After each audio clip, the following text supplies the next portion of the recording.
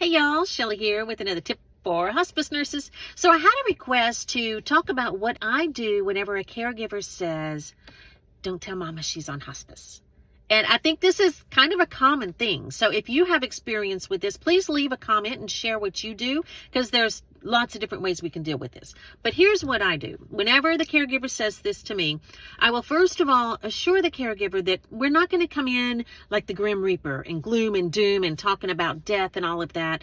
That we all come in, we're focusing on the joy of life, and we're focusing on the joy of just the moment and bringing peace and comfort to the patient.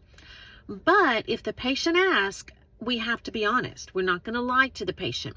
You know, there's going to be a lot of different people from hospice in and out. We're all required to wear our name badge. The name of the hospice is on our badge. So the patient might ask. And we do have to tell them the truth.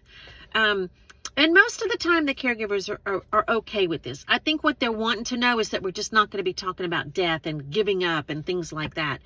Sometimes they're not, though. And in these instances, I will involve the social worker, because they're usually really good at dealing with these kind of situations.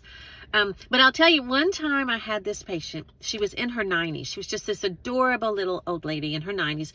She lived with her daughter, who was in her 70s. And it was just the two of them in the house.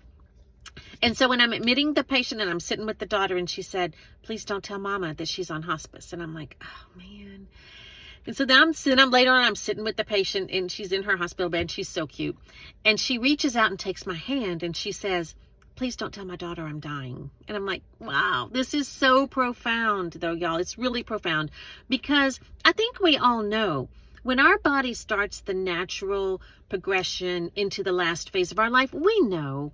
And so I think this is a good time to encourage the caregivers and the patients to talk about it and to say the things that they haven't said, and to have those conversations and just share the feelings that they've always wanted to share. And it can be a really beautiful thing.